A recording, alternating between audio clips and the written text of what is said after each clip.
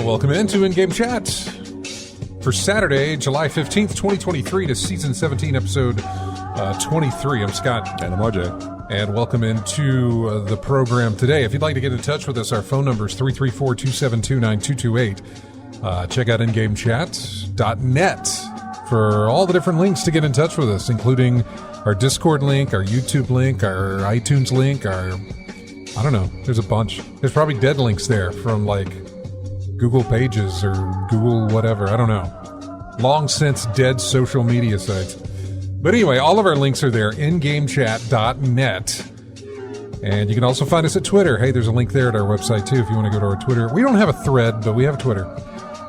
You can email us, everyone, at InGameChat.net. That link is there as well. Our Facebook link is there as well. We're streaming right now on Twitch. Link is there as well. Twitch.tv. You can go directly to it by going to our website, or you can just go to Twitch.tv, and in the search bar, type in In-Game Chat. You'll be able to find us. You can join in the chat room and talk to us live while we broadcast. Bama Brian's in there, AC Wraith. There's others as well. And we're, like I said, we're on Discord also. Little community there for us, which Nabokov fan made for us, maintains for us, and does a fantastic job for us doing that. Just out of the kindness of his heart. And we appreciate it.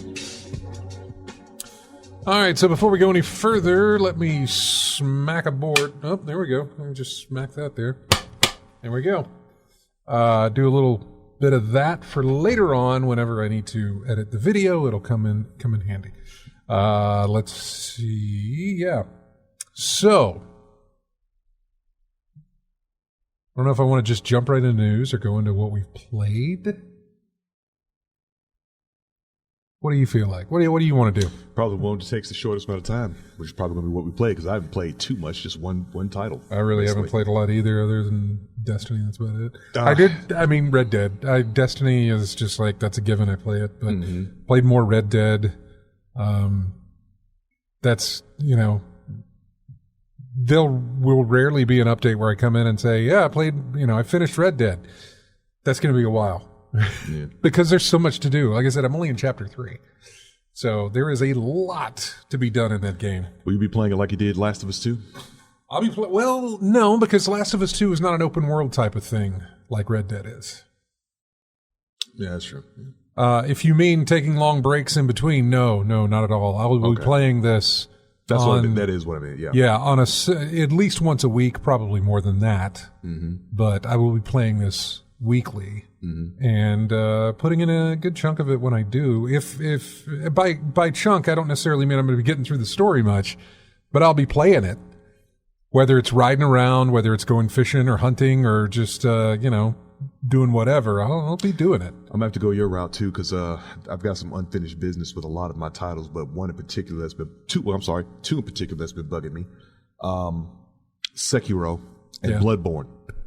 Bloodborne is DLC that I have not touched yet, even though I did purchase it. Mm-hmm. Sekiro is pretty much the same way. I haven't, I put it down and I haven't picked it up in a very long time, so I may as well just start over from the beginning, because there's so many things that I've probably missed or can't even remember starting where I left off. So I'm probably going to start over from scratch.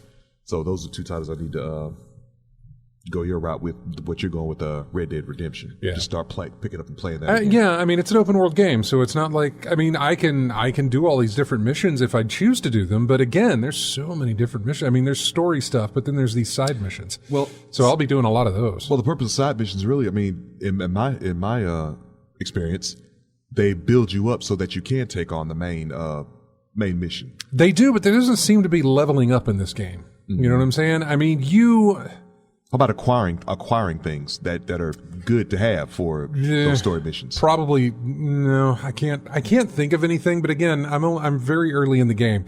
It still feels like I am being taught new things. Mm-hmm. It still feels like just recently,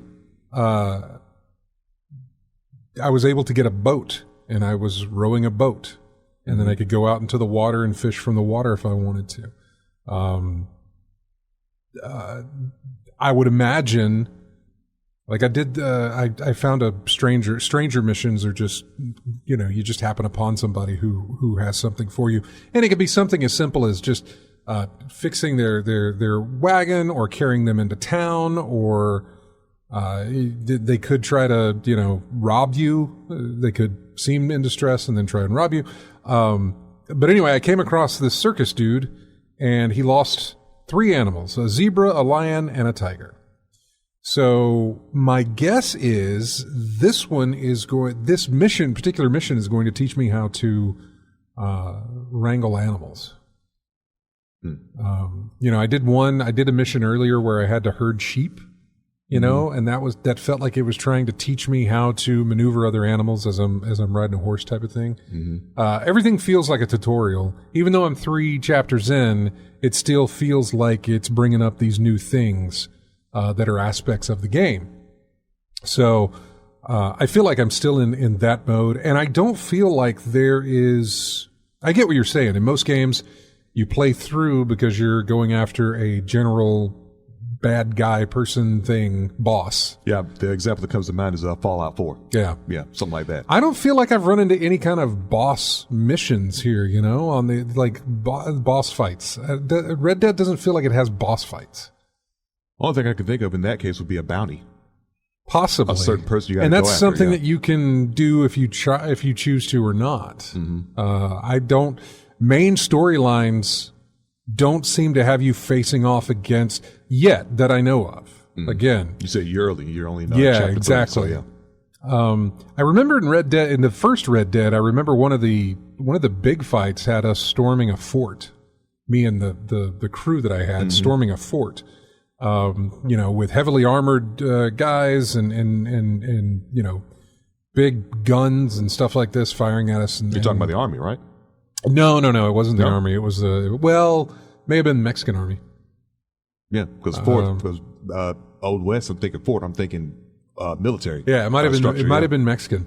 But I can't remember. That's going back to the very first game, not 2. Yeah. But like I said, it didn't feel like it felt like a chapter was, a big apex in the story. Like, boom, you finally secured the fort. Yeah. And so, you've moved on into the next part of the game. It just didn't feel like a boss fight. And it also didn't feel like anything that I was ramping up for. You know what I'm saying? There doesn't seem to be that in this game. There is, there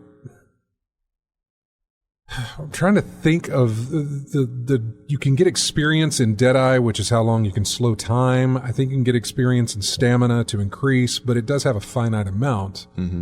But stamina would just be so you can run away. That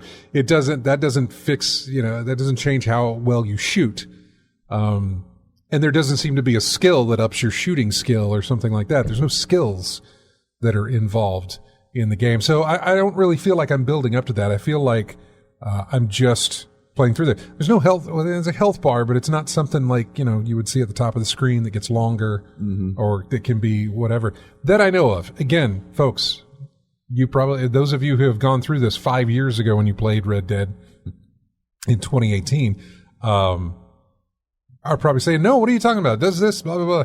I know. I've only come back recently, and I'm still actually learning the game again from when I played it. But anyway, I'm having a lot of fun with it, and I'm enjoying it.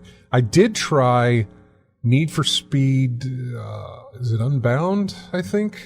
Is it the one that looks like Jet Set Radio? Yeah, it was the one that came out. It was the one that Criterion worked on.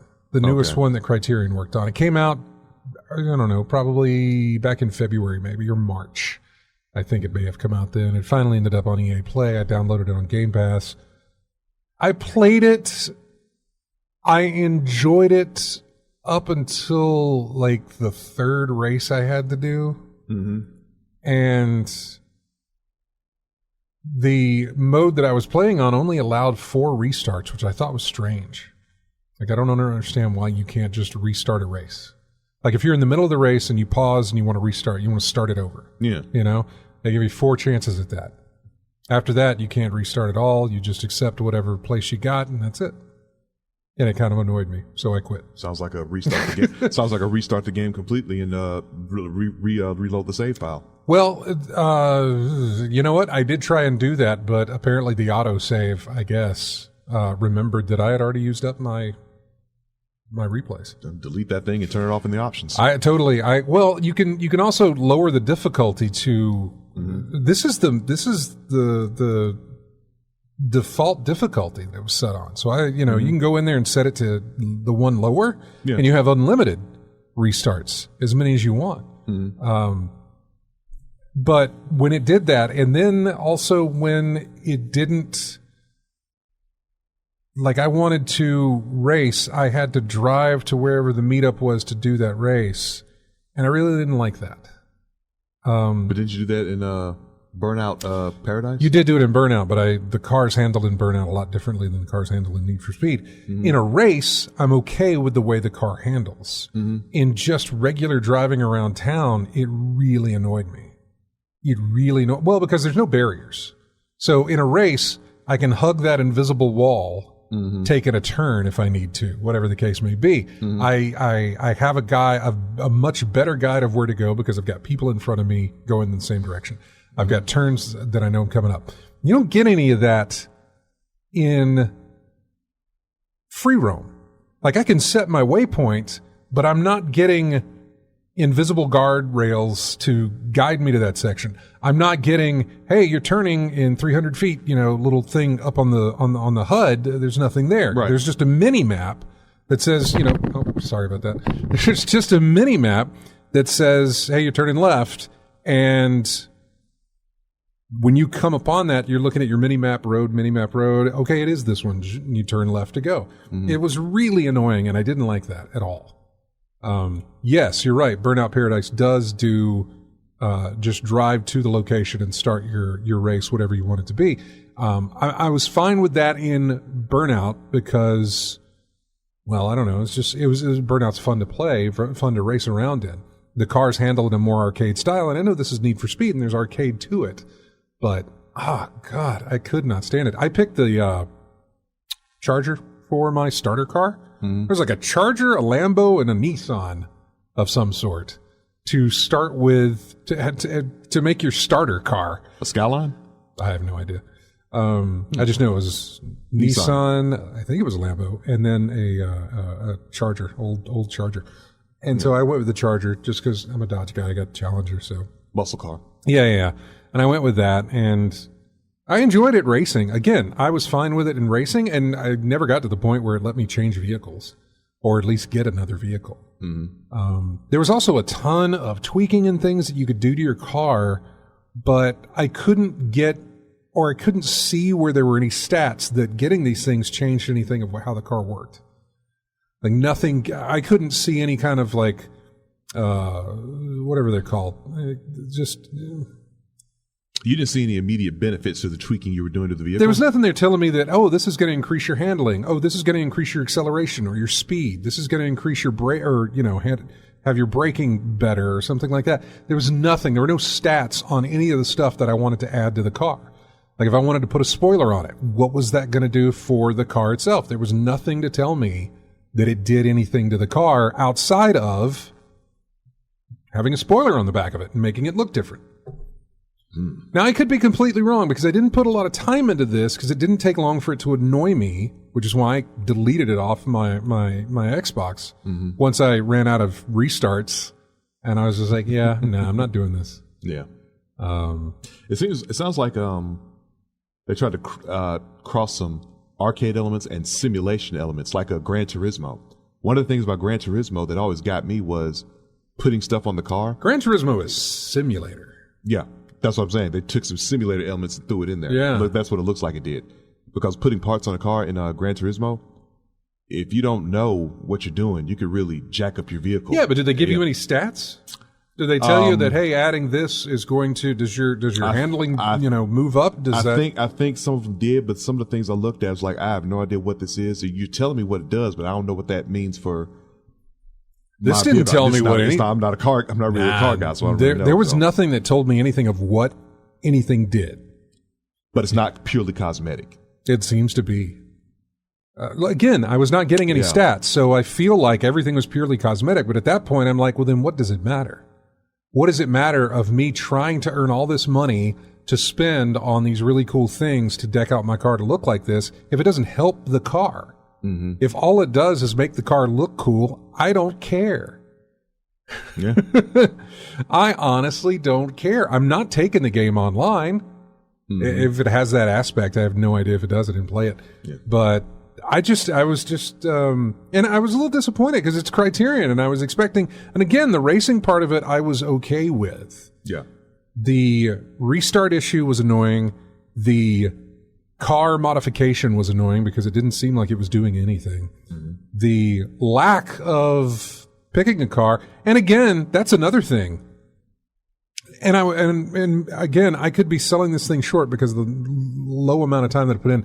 When I was going through picking the cars, like you get the 3 cars to pick from, mm-hmm. I didn't see anything about like speed, acceleration, handling. I didn't see any of that stuff. Speed, handling, braking, things like. Okay, so there was no. Or maybe I did. God, I'm wondering if I did actually see that, but I can't remember. Or was it one of the things where you got to hit a button to see the stats of the vehicle? Nah, I think I've seen that before. I think you did. When you do pick your car, I think it does give you that. But man, the thing, I don't know. It was very annoying. It was very frustrating, and I was not going to have it. So I went ahead and deleted the game. Seems Lethal agrees with you. It said the Need for Speed, he said the driving is subpar. Yeah, he says it does say the stats at the beginning. Mm-hmm. And Lethal, I don't know if you go into this. This is what I was talking about, but I couldn't see, like, in all the different sub-menus for changing the different style of the fender, the spoiler, the tires, the calipers. I mean, all of this different stuff. I couldn't see anything that changed those stats. Mm-hmm. Maybe it showed it somewhere. I was trying to find out where or what button would give me a stat notification of like, what is this doing? Yeah. There was nothing there. Probably something on YouTube or whatever to look up probably Need for Speed Unbound modifications. Yeah. You probably see like 500 videos talk about. I may load it back up at one point, drop the difficulty back to the lowest setting, so I have multiple restarts, mm-hmm. and see if it's any better to enjoy. Maybe, I don't know, but I definitely don't like driving to the start of my mission. It surprised me that the difference in driving between a race and actual just free mode, like you said, is such a stark difference. Same vehicle, different controller handling. Well, I think because in a race, you're all trying to get first.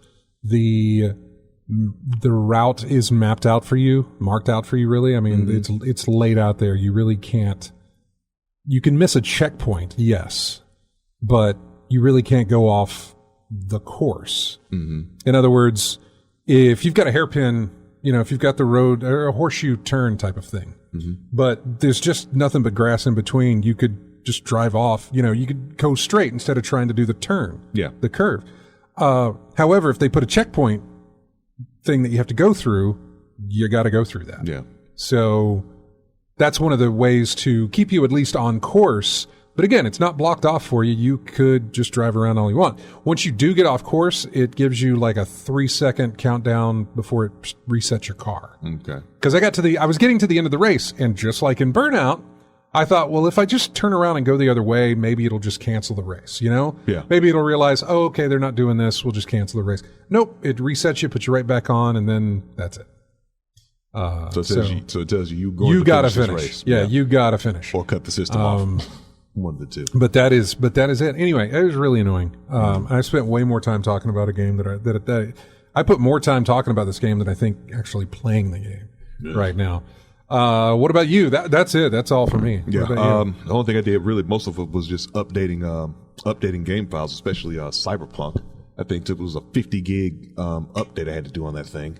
Is that because you hadn't played it in a while, or is it because? I guess I'm guessing because I hadn't played in a while. Because that new thing is going to be on the next gen consoles anyway, right? Oh, is it? Is it not coming out for regular? Yeah, that's what I heard. Okay. So last I heard. Now I don't have the game, so I didn't pay attention to it. Something changed. I'm not aware of it, but having to update some files. But for the most part, I'm doing Road to the Show in MLB 23. Yeah, and starting as a pitcher, bringing knuckleballs back. So I started doing that, and it's a struggle because one of the aspects of road to the show is training your player for certain skills and whatnot, right? Yeah. So one of the things was, okay, here, we're going to increase your primary pitch's accuracy. Wait, this is a knuckleball. The point of this thing there's no accuracy. It's going to be all over the place. Oh, the knuckleball, yeah. You want me to be pinpoint accurate with a pitch that is not going to be accurate no matter where I put the thing. Okay, we'll give it a shot and see what happens. Needless to say, it was a struggle. I would imagine so. Getting that. But, so doing that, I'm in the first year of the career, so I'm in AA. Work your way up, AAA, work your way up to the major leagues. Could take years, could take months, who knows, depending on how well I do. But for the most part, that's what I've been working on, was MLB The Show 23. All right. Yeah. Well, there we go. There's our games that we played, and that is going to wrap up that segment for games that we played. I have not played anything else. I downloaded Control, and because still low priced. Because I think Control was like, wasn't it free at one point? Yeah, I mean, I've got it on, I don't know how many, I've got it on, I know I've got it on PlayStation, I've got it on Good Old Games, I've got it on Steam. It's been passed around. Mm-hmm. That game has been offered on so many different Epic Game Store as well. I think I have it there. Kind of quick though too, wasn't it? I mean, I don't know. Not too long after release. I'm not sure. I don't remember that. I just remember Control being a really big deal, or I say a really big deal, but it was it was being shown off a lot for tech not displays, but tech demos type stuff. Yeah. Like, here's what this card can do, when you're talking about, or the processing power or whatever. Mm-hmm. Control is used in a lot of benchmarks. Yeah. So, but I went ahead and I downloaded that. I haven't played it. And I downloaded the first Star Wars Jedi, whatever that Jedi was one. Not Jedi Survivor, but the Order. other one. Or Jedi Order of the Jedi, whatever it was. Mm-hmm. That thing. Which I had free on EA's Origin platform. Mm-hmm. So I have that as well, and looking to do some of that stuff. Okay. I am really not in a... Destiny is not holding me like it was. Yes, I am playing it, but it's not near like what you might think. I did see the free titles for PlayStation, the Alan Wake remastered, the Call of Duty. So I just said I'm not going to play it, but it's free, so I may as well stick it in the library. I know. And the other, I forget the title, but it's... I bought that Alan Wake remaster for Black Friday for $15, and here it is free. And I didn't even play it too. We tried to play it, but I was not. Yeah. Man, I did not like the controls in some of my fighting, which I was doing. Maybe that's another one I go back and I think I did have it on easy because I didn't want to. I'd already played through it. I was playing through it for Wendy, and we were going through it. She wasn't interested in it, and I was having the worst time with my controls with it. So I just was like, forget about it. Huh? Yeah, because I've already done it. It was like I was doing it for her benefit, really, and kind of getting ready for the sequel. Although it feels like the sequel has no connection to the previous game outside of the name and character. Yeah. I don't know. Doesn't fit. It doesn't seem like there's any kind of callback to it that I know of. Yeah. But, and it was Jedi Fallen Order. Yeah. And the third game was something called Endling, Extinction is Forever. Oh, I know about that one. Yeah. Yeah, it's about the mother fox trying to keep her cubs alive. I need to go get that. Yeah. Yeah. I do. I need to go get that. All right. When we come back, we'll dive into the news because, well, it happened. It happened yesterday, and we'll tell you what happened yesterday. But it's going to drastically cut back on us talking about it. It's all coming up. Right after this break here. Got music from, Ubisoft game. It is Anno 1800. The track is called Electrical Engineering. We'll be right back with more of In-Game Chat right after this.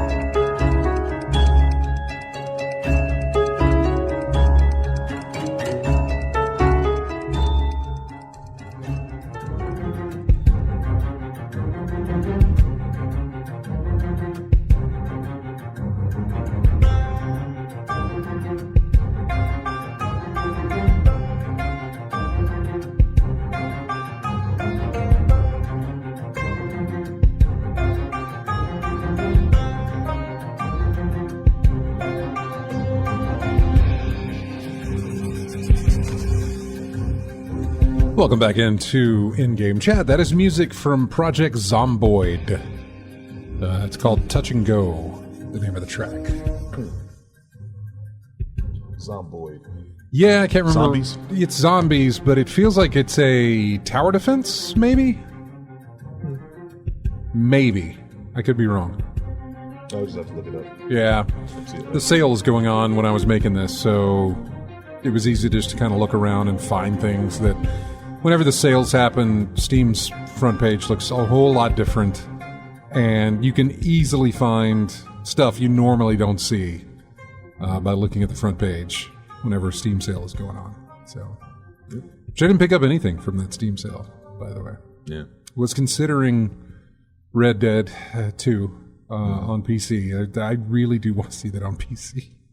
It's a beautiful game, and I would really like Bloodborne as well. I would really like an update to, something that they can do to update the game to take advantage of the Series X that I'm playing it on. On the console side of things, I don't really need it on the PC side of things, obviously. Well, I don't have the game, but still, I'll get there. They'll have it'll be on sale again plenty of times to get it. But by the way, this goes back to something we were talking about last week. I asked around, and Fallout 76 does not have cross-save. Which makes me feel like Starfield is not going to have cross-save. Yep. With the exception of Gamepass. So, if I play it on Xbox Game Pass on the console, and then I go to the PC and play it on Game Pass through Microsoft Games for Windows, whatever that is on the PC, breaking my rule of not messing around with that stuff, possibly that might work. But as far as what I found out was, because I had asked this, and they said, it probably won't. They haven't done anything like that with anything else that they've done. And I said, oh, really? Fallout 76 doesn't have? And they're like, nope, Fallout 76 does not have cross-save ability.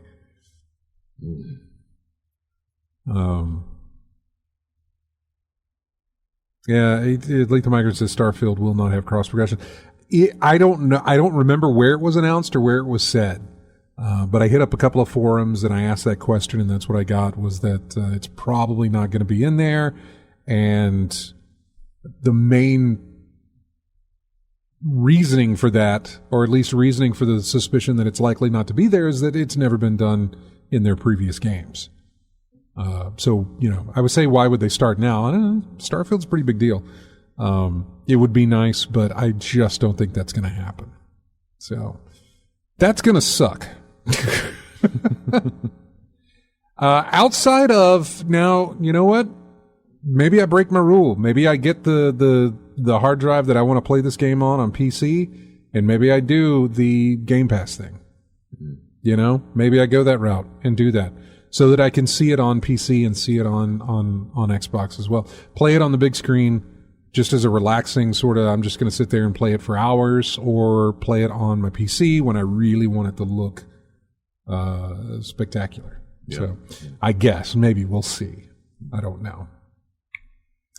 We'll see. It's gonna, it's got to get released first. People got to talk about it. I know it's already been talked about, but we've got about 2 months to go until that releases, I believe, or a little less than 2 months to go until that releases.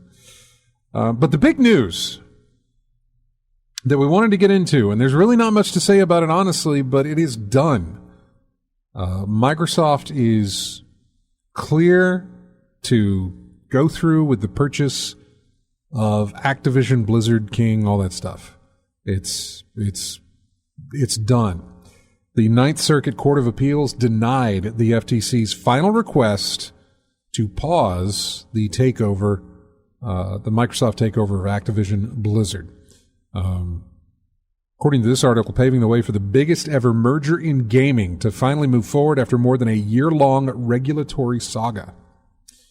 The FTC had sought to have the acquisition kept on hold ahead of a July 18th deadline while appealing a ruling from what we had found earlier, which was they were okay to do it. FTC, we're going to appeal that ruling. They wanted to before that July 18th deadline. That has been denied. The appeal has been denied, so they are good to go with it. It was their last chance to stop this merger, and it's done. As of 11:59 p.m. last night, Microsoft had the complete ability. And more than likely, sometime next week, we will get that news that the deal's done. Yeah. They likely want to get this thing done as fast as possible before anything else is allowed, is going to pop up. Yeah. The only thing they have left, obviously, and let me go through this article here. The judge for this whole thing has been completely has been on Microsoft's side. I don't necessarily know that they were picking a side, but they weren't happy with the FTC. Yeah. For what they were doing, was not giving them anything. This is the same judge that was annoyed we were talking about last week or another one. I want to say it's maybe the same one. Yeah. Okay, the Ninth Circuit will still handle the appeal, but they denied their motion to block the merger until the ruling was made. The ruling in that appeal. So it's not blocking them. They're fine. They can go ahead and do it. In fact, the deal is set to close on July 17th, Monday. So like I said, we'll get the details of the deal later on. It's been a long journey up to this point, full of twists and turns, including abroad in the UK, the only country to block the deal so far. The CMA over at the UK, the Competition and Markets Authority is who they are. They had denied the merger on the grounds that it would give Microsoft too much of an advantage in the cloud gaming market. Following the initial court order from the FTC, or the initial court defeat from the FTC earlier this week, the CMA announced that it was back negotiating with Microsoft over new ways to resolve the antitrust conflicts. It's now extended its final deadline for approval of the deal into August, suggesting it's prepared to accept their latest concessions. That seems awfully strange. That the UK group saw that the US group, the United States was granting them the ability to do this. The UK was saying no. Oh, wait, the US said it's okay? Okay, maybe we'll relook at this. What? I mean, outside of them just saying, all right, fine, it's going to happen anyway, we might as well get a piece of it, and let them have it. I really don't know. That or Sony's bribe didn't come in the mail or something. I have no idea. Yeah. I hate to say that, but God, it feels weird that they're the only ones who said no. And they said no for cloud gaming? Yeah. Like, they found that little, man, we can't really get them on this. We can't get them on this. Everything is sealed tight as far as all these. So what about cloud gaming? There's nothing there. We could do it. Yeah, but they announced all this. No. It's still open. We can do that. Let's just do the cloud gaming thing. That'll at least give us the one reason that we're not going to let them do this. Anything to muddy up the process. Yeah, I don't know. That's what it sounds like. But hey, look, if that turned out to be the case, because the bribe didn't come in the mail, would you be surprised? No. I honestly don't think there's any bribes involved here. I swear I don't. Mm-hmm. I don't think anything like that is actually going on. Mainly for the fact that were that to ever get out, it'd be horrible. Sounds like business to me. It would be bad, I would think. I don't necessarily know, but I suppose it would be. I don't know how it works in the UK. Maybe they're okay with bribes. I don't know. I do not know how it works there. So, anyway, it's done, and they are, they're good to go. It looks like Microsoft's acquisition of one of the biggest game publishers in the world is about to become a reality. Will soon have the potential to completely reshape the video gaming landscape in the process. That'll be interesting when that happens, because I'm curious as to how quick they're going to get Diablo up on the Gamepass.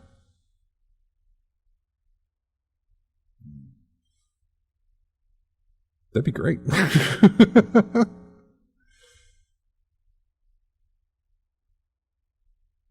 But yeah, this it seems to be done, and we can finally stop talking about it. I mean, right? We won't. I mean, the likelihood of the future discussions we have on this will be the UK is granting or switching, changing of their minds, and this is now okay for them to do. When it's actually all said and done, which is likely Monday, so likely next week's episode we'll be talking about, okay, it's done, here's what it is, and it takes effect in a year, or it takes effect in ever how long. We'll know all that. And then that'll basically be it until some of these games start hitting Game Pass, and you're like, oh, here, we're seeing the effects of that buyout. Or we bring it up because, Bobby Kotick has left and gotten away with his golden parachute over how many millions of dollars he's going to walk away with. So I don't know, but that's likely it. That's all. Going to get a lot of games on Game Pass added to it, I guess. So is that parachute going to be double-digit millions or triple-digit millions? It is triple digits. Triple-digit millions? Yeah. Yep. It is. I want to say it was like 300 some odd million. I think. We talked about it. Yeah. So. You'll be all right. And soon as ABC look for Xbox to buy a bunch of studios in the next few months, and they're not going to stop. They're going to get those studios under their wings to give them more content and give them more games. It's something that Sony does every now and again. I honestly think they should do more of it. They need the money to do more of it. That's probably likely the issue there. But yeah, Sony is... Here's the odd thing. Sony has a lot of great exclusives. But only a few developers making those great exclusives. Microsoft, first party, doesn't have a lot of great exclusives. So they're buying up these third parties to make these exclusives for them. Sony is kind of slow in that regard. They could have a lot more by buying some of these companies. And I know they bought a few here and there, but those weren't really, outside of Bungie, I think there weren't very many big purchases that they had made. I know they bought Blue Point Games, but that's not a big company to buy. Bungie's huge to buy, but whatever. There's an article here that we've got, and we'll get into. It was something that we brought up during the E3, it's not the non-E3, whatever, that PlayStation Direct, whatever it was called, where we got the look at Marathon from Bungie. We got a look at a couple of other games as well that were coming to Sony. The thing about it is that 3 or 4 were specifically these free-to-play games with paid content, whatever they're called. I can't remember. I've got it here, though. Well, I thought I did.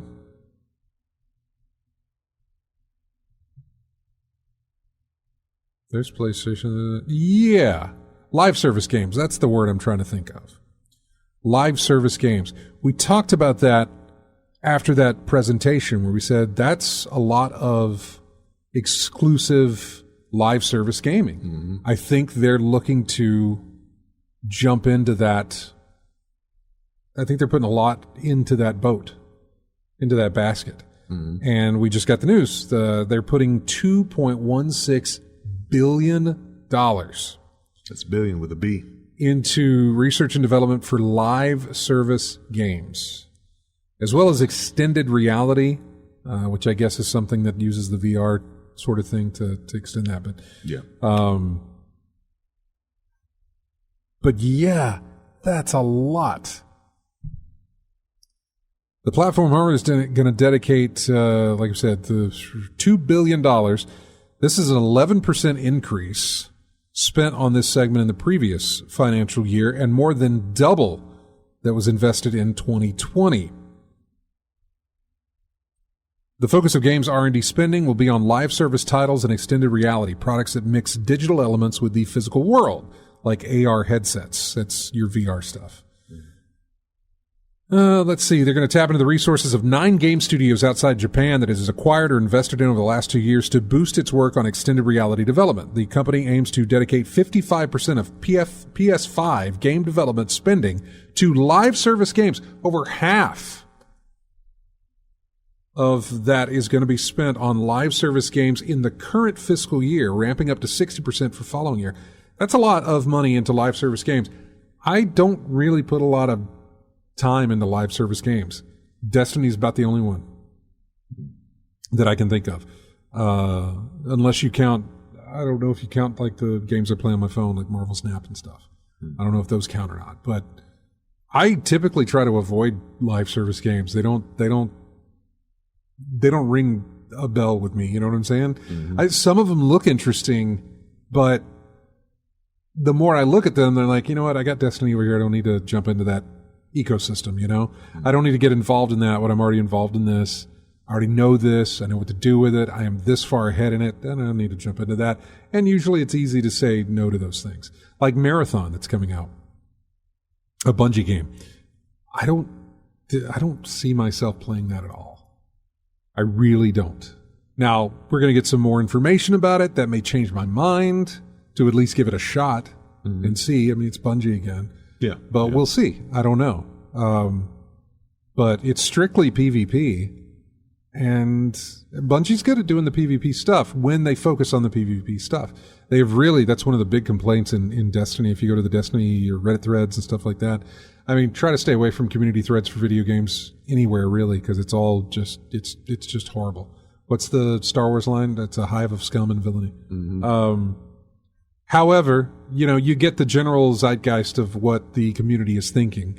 And a lot of them for Destiny at least, think the hamsters are getting tired on the wheel. The game breaks constantly. There's a lot of downtime for a lot of people. Their code, it feels like their code's not holding up. I don't do code, so I don't want to say that, but that's the gist you get. Then that's on the overall aspect of it. If you dig a little deeper into the game itself, they kind of don't do anything with PvP anymore. Trials, or I don't follow Trials. The complaints or the community for that, which is like you're really, really good PvP people. So things are stagnant, basically. Yeah, like if you look at stats, they haven't designed a new map for PvP in like six seasons. That's not 6 years; it's just six seasons. Yeah, Gambit is even worse.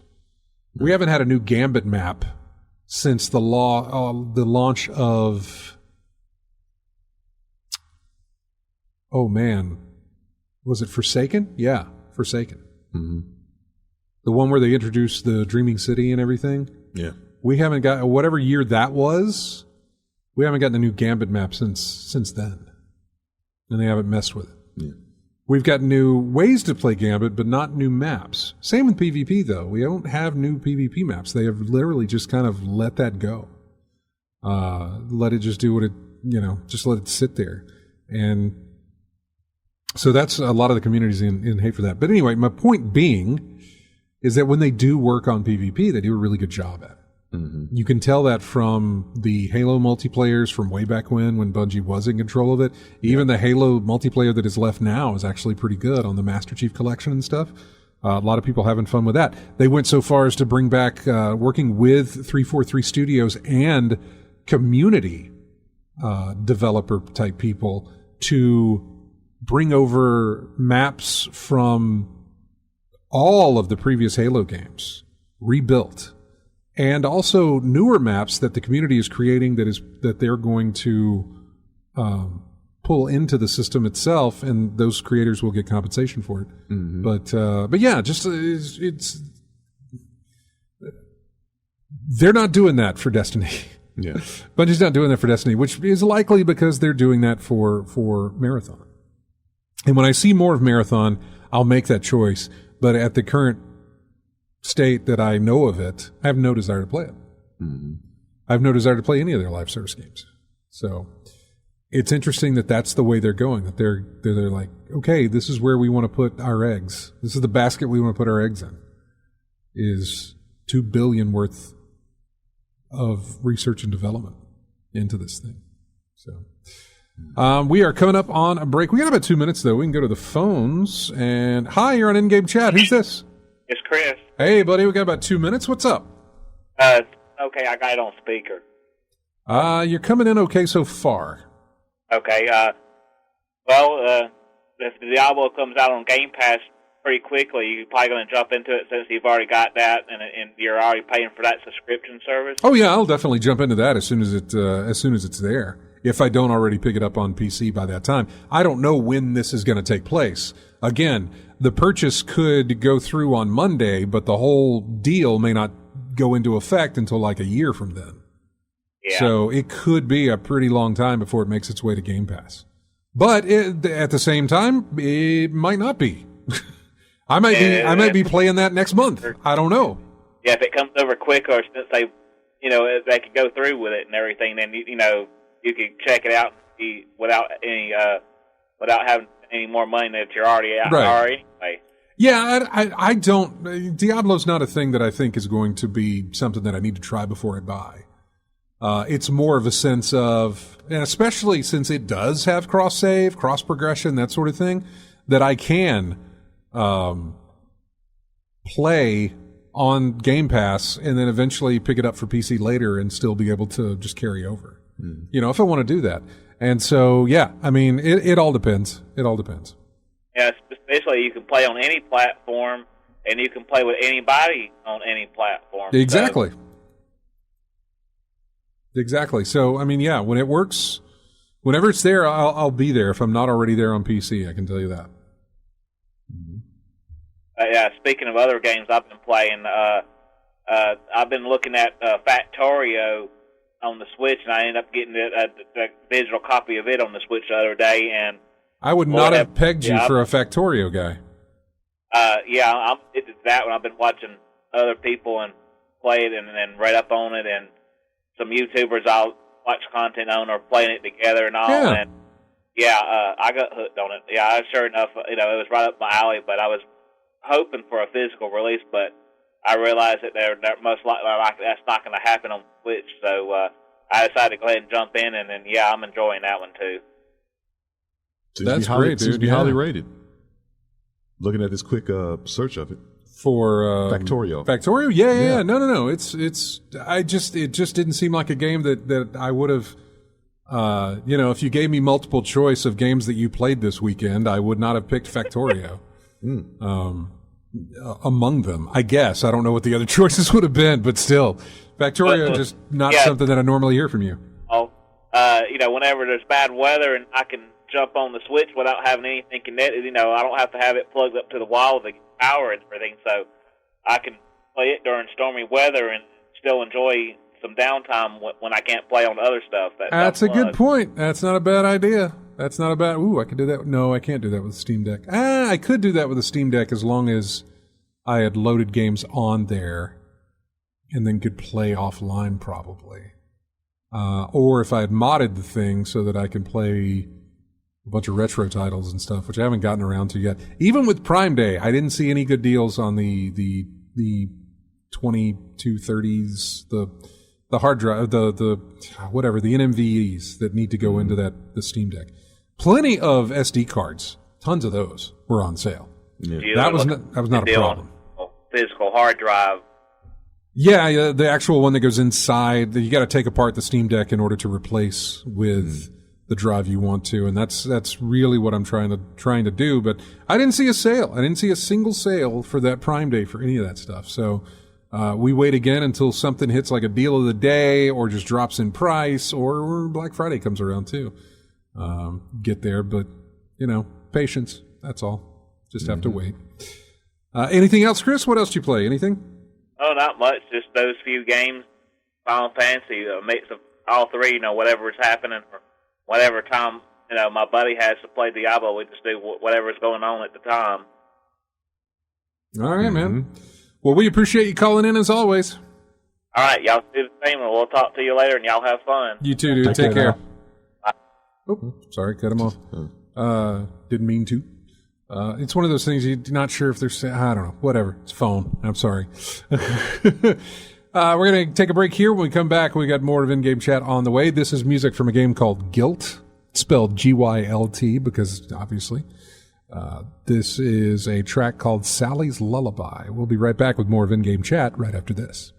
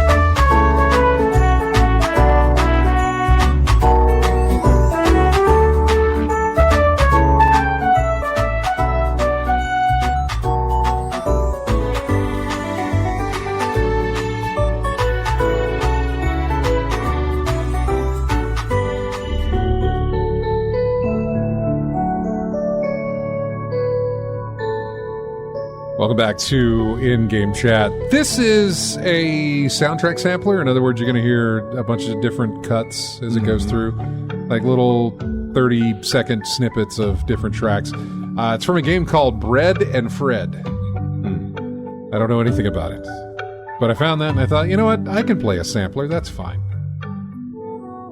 See, it just changed again. So there you go. Whatever Bread and Fred is. Okay, welcome back. What do we have? Oh, Co-op challenge, apparently. What? Oh, is that what it is? Bread and Fred. It's a co-op thing? Grab your best bud for helping this new co-op challenge to help two adorable penguins. Okay. Help them reach the top of a snowy summit. Yep. So, all right, then. Sure. I guess something like Ice Climbers back in the day. Oh, man. Yeah, I remember that. I don't think I ever played that game. I know about it, obviously, because of the characters in Smash. Yeah. Which I remember was, like, there was an exploit of some sort that you could do with them. I remember watching Evo one year, and somebody had the Ice Climbers, man, and someone found an exploit. They were spamming that move, whatever the move was, I can't remember, but it was, yeah. It was one of those things where it's like, it's not necessarily an exploit, because it was allowed. Mm-hmm. You know, it was allowed in the tournament, it was allowed in game. It was just a sense of they had to be in a certain position at a certain wherever on the map in order to get this thing done. And your job as somebody facing them was to not let that happen. But it was always fun when you had two groups of ice climbers going against each other. The freeze glitch, is that probably? I don't remember what it was. This is going years back. It's caused by performing a grab with the trailing ice climber. You would grab, use a throw that has a pre-release hit or a pummel, and then using Squall Hammer with the leader while the trailing climber is frozen in hit lag. Yes. If done correctly, the opponent will be frozen in place and unable to do anything aside from take damage. Yeah. No, that's exactly what the move was. Wow. And it was not outlawed. It was not a move that was outlawed. It says it was banned in tournament play, as it guarantees victory if the ice climber players perform it with a stock lead. Well, this must have been one of the side tournaments then, because they were totally letting them do it. And that was some of the fun, because once they broke out ice climber players, there's a bug crawling across the desk here. What are you doing, little fella? What are you doing? You want to get up here on the? No, you don't want to get on there, do you? There he goes. Yeah, that's right. It's Pen. Get on the pen. Don't know how I got in here. No, I'm trying. How bugs do get in here. There he is. Anybody want to see? What's up, buddy? He is. Nice time. Yep, he's now internet famous. All right. There you go. So, point. Don't know where it was. We were talking about ice climbers and the whole thing there. Yeah. I don't know. The fun of it was watching them try to avoid that, like try to avoid that, block that grab that they kept going for and that sort of thing. You know what's coming, but can you do anything about it? Right. And then the other fun part was when somebody else broke out ice climbers, and it was like they were just, it was a grab-a-thon. Whoever could try and grab the other one. Yep. So, yeah, I thought it was a stink bug.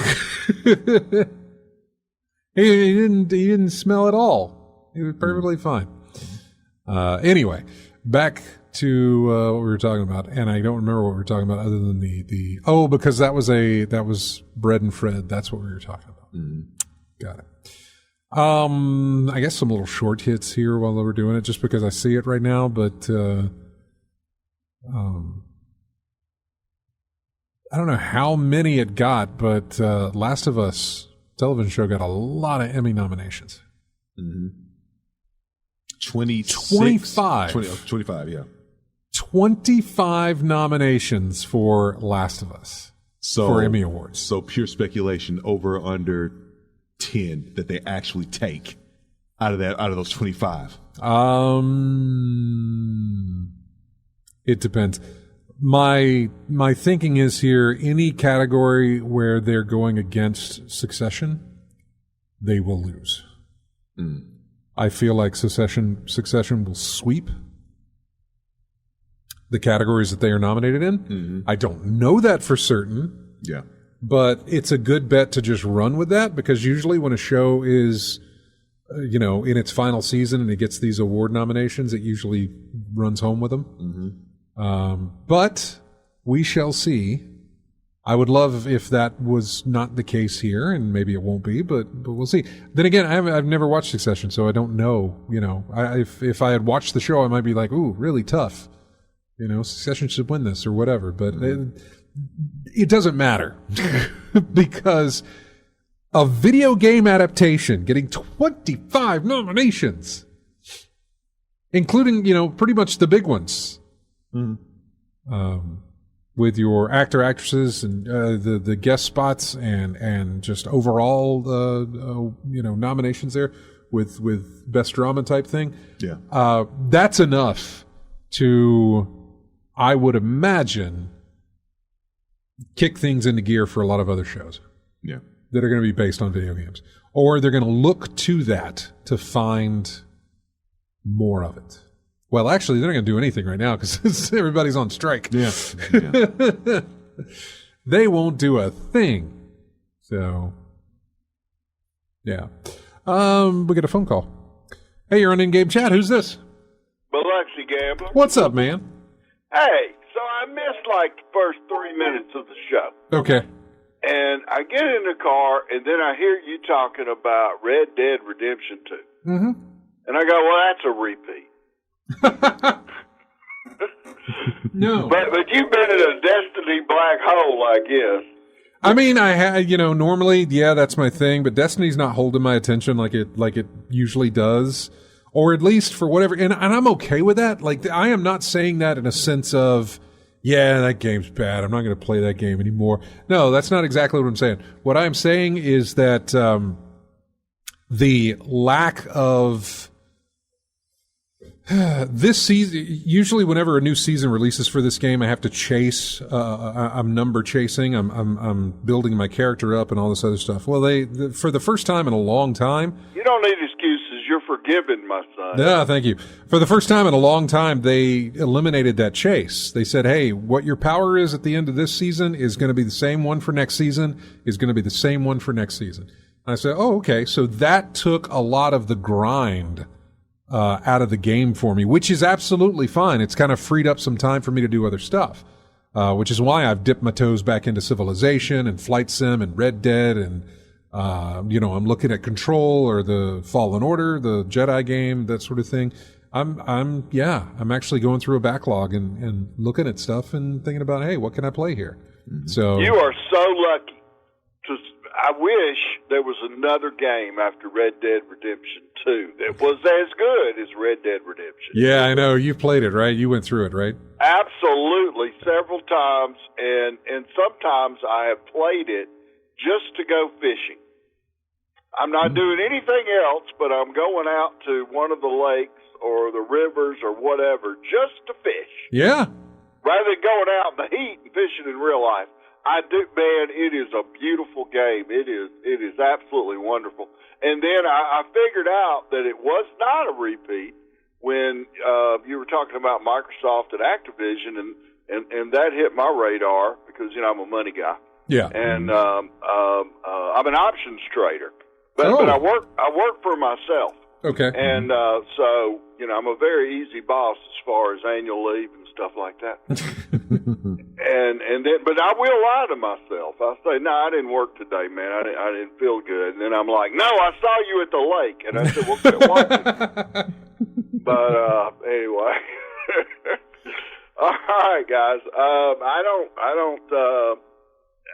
I guess not any more Road 96. I guess. No, not yet. But it's still there. I still have it installed on the system. So yeah, it's about 10 minutes a chapter. That's all. Yeah, I may jump back into it as well, just to see where I can go. Because it's I get up in the morning on the weekends like I normally do. This morning I played Destiny. I had a goal. I wanted to get one of my Nightfalls done on the Grandmaster difficulty. Right. And I had tried some of it yesterday, didn't do anything. I tried 4 attempts this morning. The 5th attempt got it done. And that was it. I was done. I was like, okay, that's good. I've got 2 more to do before that's done.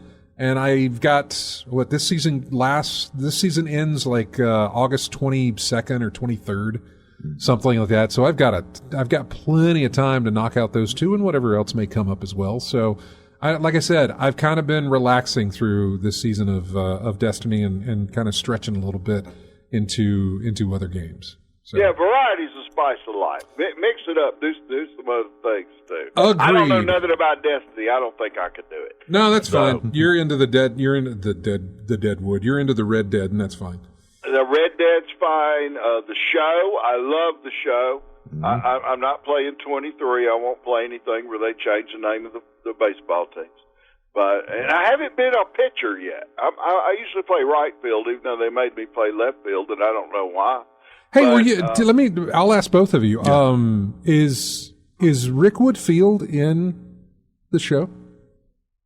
I want to see. In Birmingham, no. It's not. Minor league. No, okay. It's okay. Okay, yeah, I wasn't sure. All the minor league is just the same thing. Because like the Biscuit Stadium and the Shucker Stadium down in Biloxi, they're not. Yeah, they don't have anything from Montgomery on there or Biloxi. Very disappointing. I'm curious though when this game is played next year at Rickwood Field. I'm curious if that may get added into the game. You know what? It may be in RJ's version of the game. I haven't played 23. If it is, I'm going to play 23. I've heard the name mentioned, but have you played? Do you play the career level for minor league all the way up to the pro? Well, I'm in the Double-A affiliate, Double-A playing now, but what team? I'm with the Shuckers now because we're going to try to get to the Brewers. But well, does it look like MGM Stadium in Biloxi? No, I mean I think they play at something called Highland Park, some generic thing like that. Okay. The Biscuits are at they put them in Franco Park, the generic setting for that, so they got them in there. So those fields aren't in there, obviously. Yeah, it's supposed to be Riverwalk and MGM. Yeah, Riverwalk and MGM, yeah, but MLB. Yeah. I like to go into a minor league game too. You know, one of my favorite sports is girls softball because the ball is larger.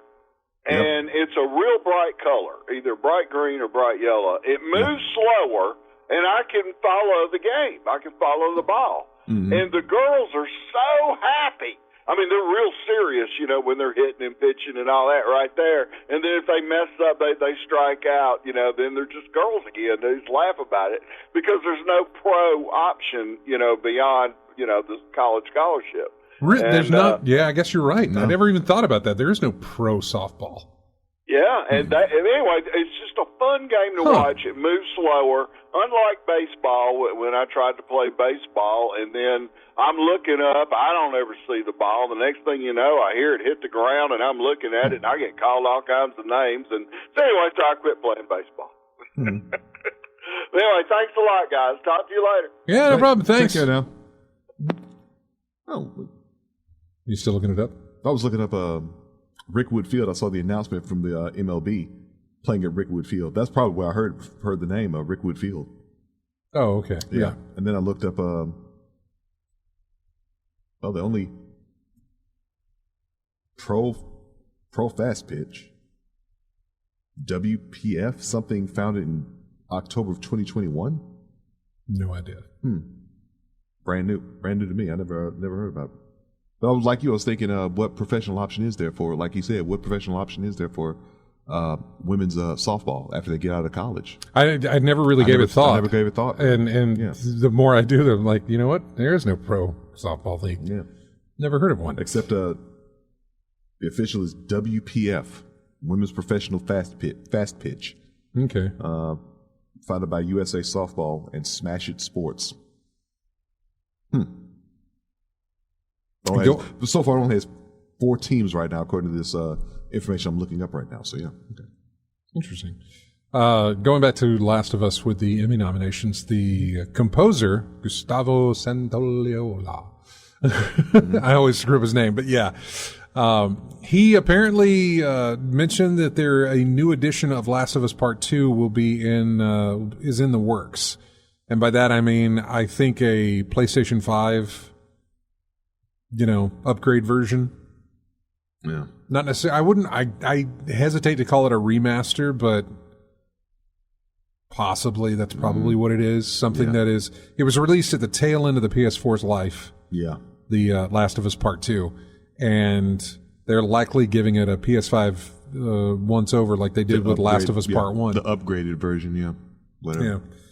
So, and I mean, you can say, oh, he let that slip. You kind of figured they were going to do that anyway. With what they did with Part 1, getting it out on the PlayStation 5, it came out on the PS4 as well. It came out on the PS3.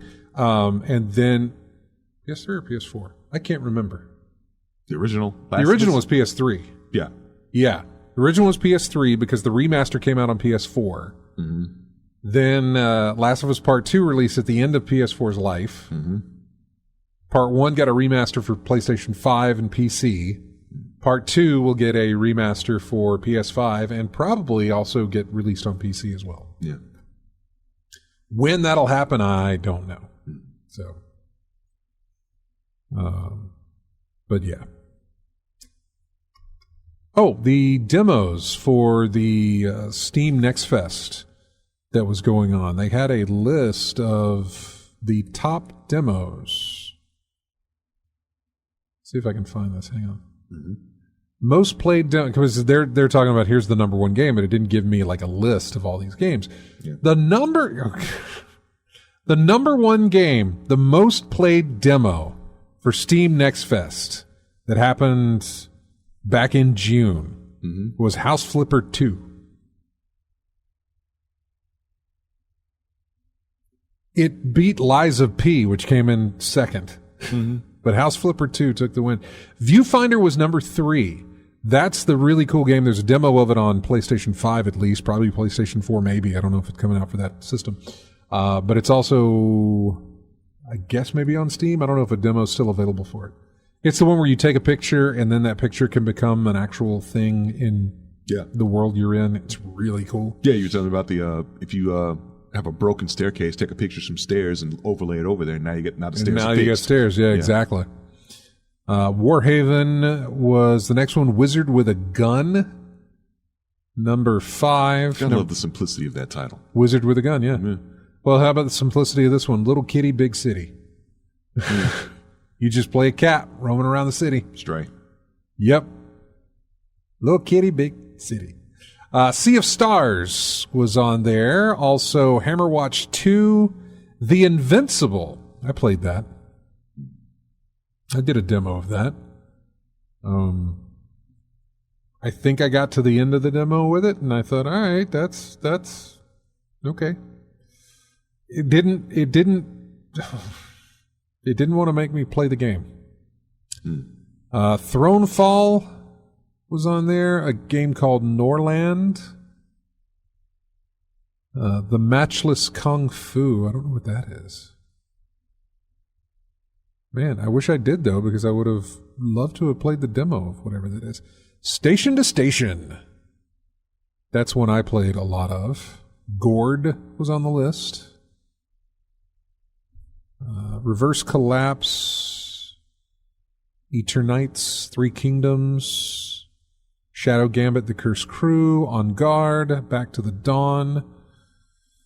Anything else that was here? SteamWorld Build was on there.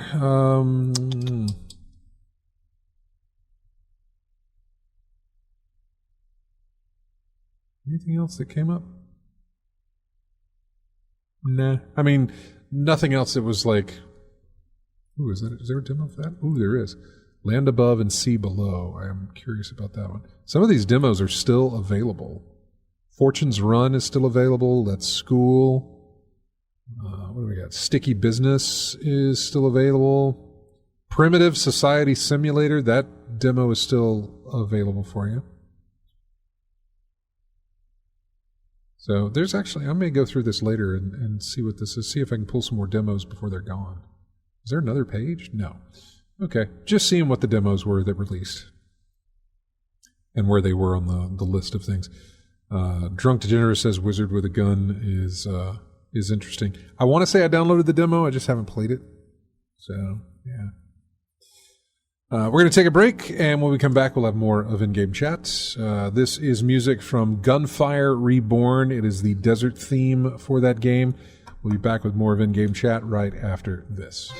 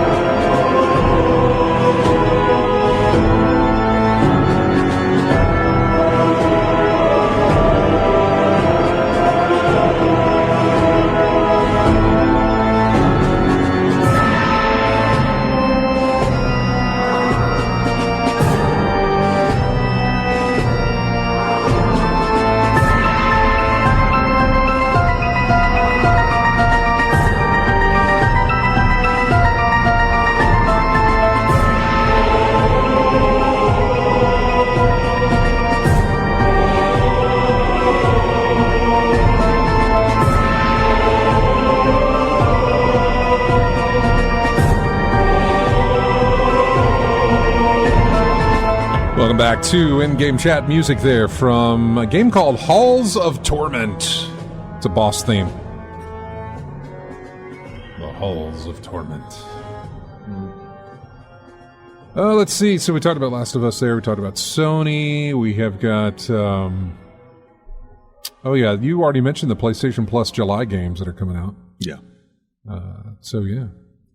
Clock Tower getting a release here in the West. I thought Clock Tower was already released. I thought it released on the Dreamcast a long time ago. Oh, it did. Let's see. It says for the first time. Announced during Limited Run Games 2023 showcase, WayForward calls this a Port Plus of Clock Tower. It's a faithful recreation of the SNES original with a fresh localization and bonus features. The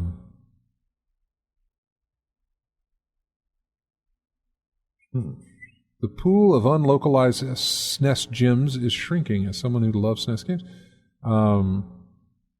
While some may feel disappointed that Clock Tower won't see a full remaster, the original visual style holds up well. There's something about retro horror that really gets under my skin, like Capcom's Japan-only classic Sweet Home. But yeah, Clock Tower. Limited Run Games announced quite a lot of revivals that they're going to be doing. The entire Gex trilogy is getting a release.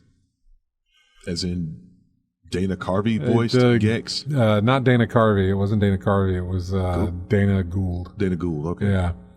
Yeah. But yeah, apparently Gex and then the two sequels that came with it, or that came out as well, is going to be released at some point this year. There will be a PC port for Tumba, known as Tumbi for Europeans. Let's see. The Jurassic Park Classic Games Collection, which will package the two running, gunning dino spin-offs released in the 90s. Then the making of Karateka. Karateka? Yeah. Okay. It's a playable documentary. I saw a reveal for this, I want to say, during the Annapurna Interactive gaming thing. Mm-hmm. But it is a playable documentary on the making of Karateka, if I'm pronouncing that right, and I'm probably not. I was fascinated watching the trailer for that thing. It looks like an old game like Kung Fu. Yeah. Yeah.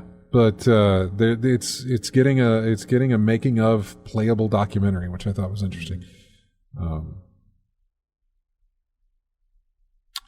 They're bringing back all of the above with their much-discussed Carbon engine, which was previously used to revive the very first Shantae game, also the beat-em-up River City Girls and Trip World DX. There was one very notable new game announced at the show as well, Arzette, the Jewel of Faramore. Surprisingly, the game is a spiritual successor to the infamously bad Legend of Zelda Duo, released on the CDI. Limited Run describes Arzette as an interactive animated adventure, and the announcement trailer will probably haunt my dreams for the next week, though to be fair, that seems to be the intention. I have not seen the announcement trailer. So yeah, I didn't even know that they released anything about that. And I have no idea what that is. Oh, wow. Okay. Interesting. I forgot what CDI graphics look like. That's really cool, though. Oh, AC Wraith says, I love Toomba. I still have the PS1 games and had sworn to never sell them. Well, they're getting a re-release, so... Oh, big, for those of you on the Xbox, the ID at Xbox Demo Fest is currently underway. It runs until Monday the 17th. 40-plus demos are available to you. I have no idea what you might be interested in. I'm going to look through them as quickly as I can to see if there's anything worth mentioning. Lies of P is there if you still want to try that. Punch Club 2, Rain World, Sea of Stars,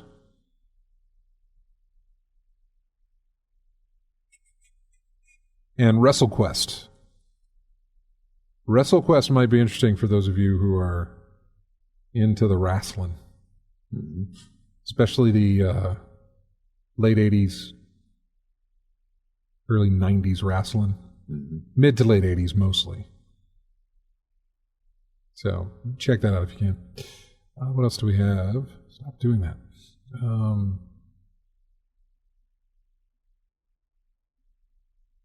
Microsoft wins the court battle. Oh yeah, Black Panther game was announced from EA, made by the studio boss of Middle-earth: Shadow of Mordor. There's another one I need to... You know what? I need to put that back on my list. Like, I went through... I think I beat the first game. I did beat the first game. But I never fired up the second game. I don't even know if I own the second game. I was about to say, do you have it? Yeah. I don't even know if I have it. I feel like I should. And maybe do. Steam? Yeah, probably. You probably do. But I never fired it up, and I really love the Nemesis system in that game. And I know there was base building in the sequel. There were base building because you could do base fights and things like that. There was a lot of cool stuff that they implemented in the second game, but I never touched the second game. Never got around to playing it. So, and since you got time, like you said, with Destiny being a little stagnant right now, you got time to go check and see. I'm not really sad about that. I'm actually okay with it. What, Destiny? Destiny kind of slacking up, you know, you got an opportunity to look at your to get your backlog. And look at, the real point of that is that I always had that opportunity. It was just me just stop playing Destiny and play something else. I've always had that opportunity. Has always been available. I just never did it. Yeah, it's like I'm waiting for them to give me the opportunity, which feels really bad. That feels really bad that I'm waiting for a game developer to give me the opportunity to play something else. And again, that's on me, not on Bungie. Yeah. But yeah, I really hope this continues. From what I read, some rumors that they're not going to increase the level cap until the next expansion. So I've got until like February to where these seasons are going to be nice and I don't want to say mild. They always eat my time when they start because there's a lot to do and there's a lot of grind to get it done. But once you get most of it done, you know, I am basically,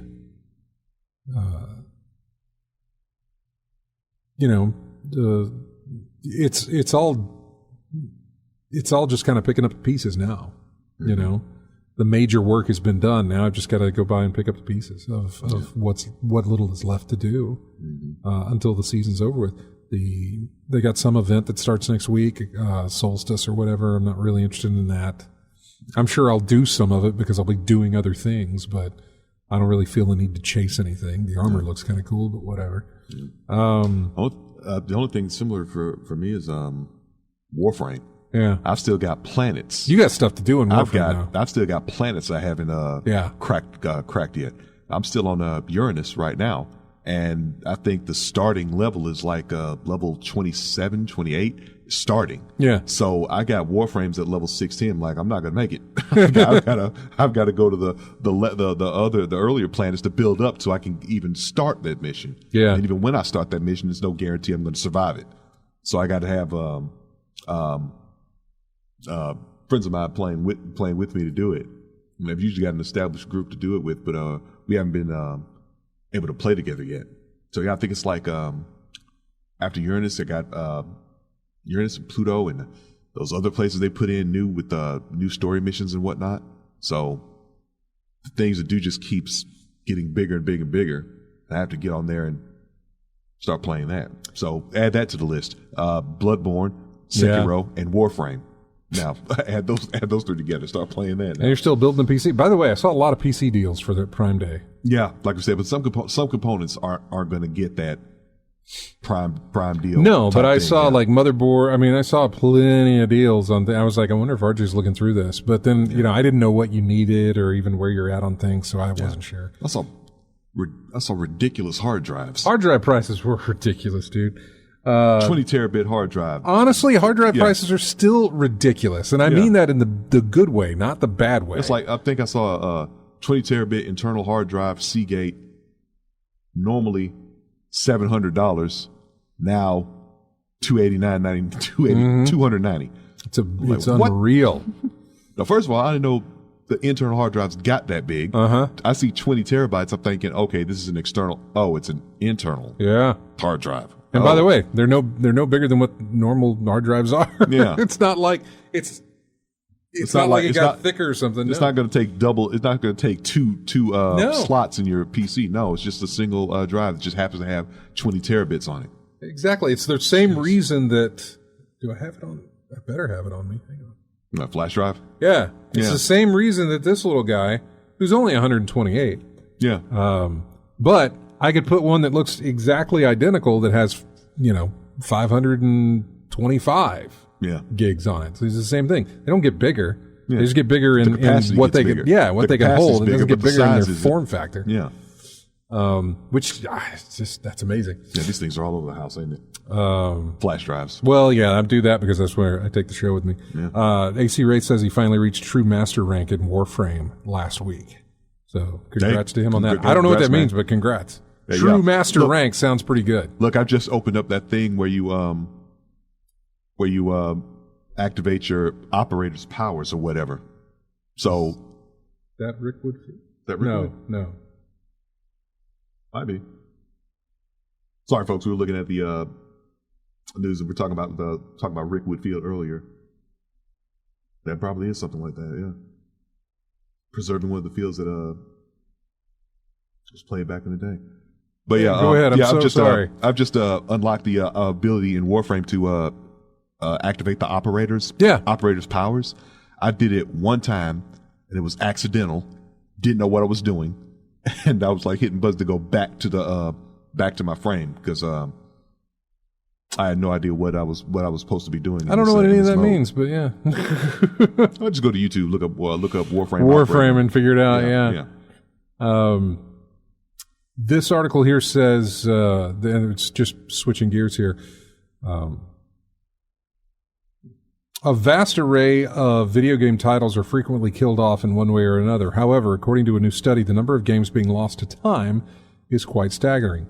Nearly 9 out of 10 U.S. games are critically endangered. I know you would laugh at that if you think about it, like, what do you mean it's endangered?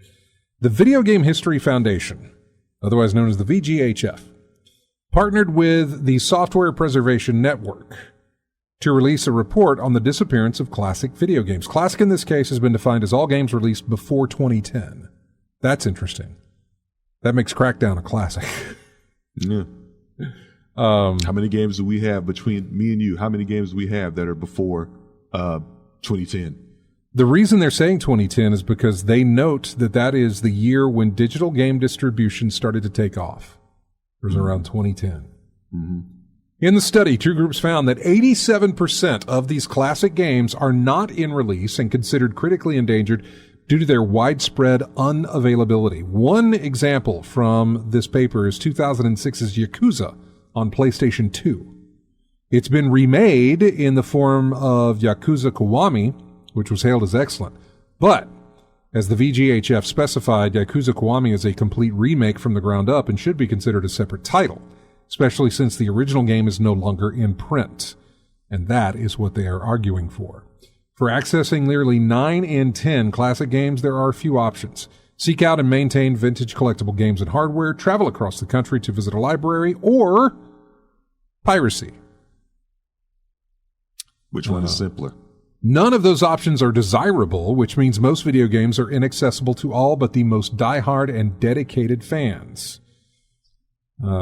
Just 13% of game history is archived in libraries right now, and that's part of the dilemma. According to a March 2023 Ars Technica report, laws around the Digital Millennium Copyright Act, the DMCA, largely prevent folks from making and distributing copies of any DRM-protected digital work. It's copyright, throwing that in there again. Yep. Copyright, look, I know we got to have a copyright law. I know that copyright has to exist. I get why it has to exist.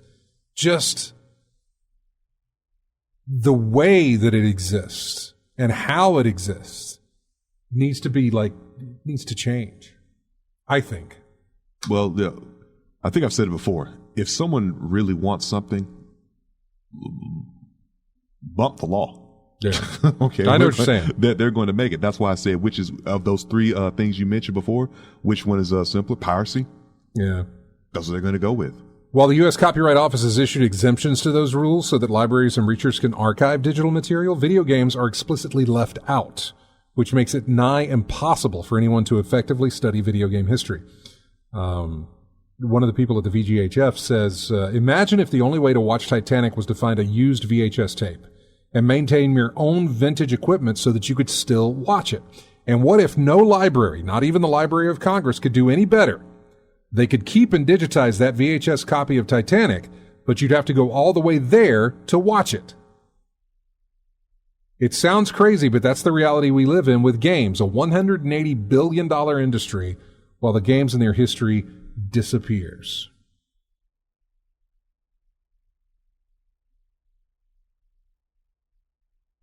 Just looking more at this. Though not surprised, she was still alarmed by the flimsy ways in which games disappear, pointing to Antstream Arcade, which houses a plethora of games from the Commodore 64 to the Game Boy that could be lost to time should it close up shop. The Nintendo eShop is a more mainstream example. By the way, Antstream Arcade, I believe, is the first third-party cloud gaming service on Xbox.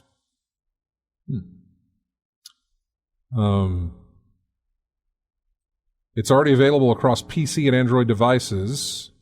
It offers 1,400 classic games from Atari, Commodore, Sega, Nintendo, and the original PlayStation consoles available to stream, many on Xbox for the very first time. It is now available to pre-order in the Microsoft Store ahead of the launch on July 21st. These games include the likes of Pac-Man, Bubble Bobble, Metal Slug. The technology mods the original games to add new mini-games and challenges, despite living in an... Oh, that's interesting. Okay. I'm curious as to what the list of games are on that service. And I don't know that I have time to go through this thing. Yeah. To give you an idea, but I would love to see the list of games. Say, speaking of going through things, time to check your attics and your basements. I and, know, man. Check your closets to see all the stuff that you've got in there, because Lord knows I do. I have plenty of old titles still in the box and wrapped up somewhere. Yeah, let me get this phone call. Oh, go ahead. I'm about to say, and watch suddenly game prices on eBay, if not already, has shot up all of a sudden. Well, I love putting retro stuff on my handhelds when I can mod them and that sort of thing. Yeah. So, looking to do that. We got a few minutes here. Hey, you're on in-game chat. Who's this? It's me, Chris, again. Another drop in the bucket where y'all talking about some of the old laser active games, or that was the games that were on Laserdisc. Yeah. Mm-hmm. For certain systems, and those can't be emulated except if you have the original hardware. So there has been reproductions or copies made on other hardware, but you have to have the originals if you want to play it as it was intended. No, that's true. That's exactly true. Yeah, that's what we're talking about, like maintaining classic equipment to even play those games anymore, because there's no other option but that. Yep. Yeah. And an issue with the Laserdisc format, depending on the quality of when they were made, they have write issues where the layers, basically, the layers just, start having writing and it degrades, and the layers that they were made from start coming unglued, and once all that write sets in, you're SOL. Yeah. Yep. You're done. Can't play it. It's done now. Lost other games that we never got in America that you're a fan of, people translate, like role-playing games from Japan and all the different things. Yep. Yeah. Those are worthwhile too. Yeah. Well, Chris, we are at the top of the hour here. We got to go. All right. See y'all later. See you, man. Hey, take care. Thanks for that call. Bye. And thanks to everybody else. Chris and Biloxi Gambler for calling in. But thanks everybody in the chat room. 01 Ella, OAX2, 47 Vers, 7B Villet. I don't know. Alice Sadra, Alien Gathering, another TV viewer. Bama Bryan 17, Drapsnat, Drunk Degenerates, Kata, Lethal Migraine, Spuffle. Stephen Van Dam, Zero Vero. I don't know, man. Zeke, all of you there. Thank you. And AC Wraith. Appreciate everybody hanging out in the chat room. We have got to go. But thank you so much for joining us. We will do it again next week. Go to ingamechat.net. There's links for days there for you, for our Discord, for our YouTube, for iTunes, everything else. Here's music from Arietta of Spirits. Didn't we just talk about this? Yeah. It's called Wasp Queen. We'll see you next Saturday.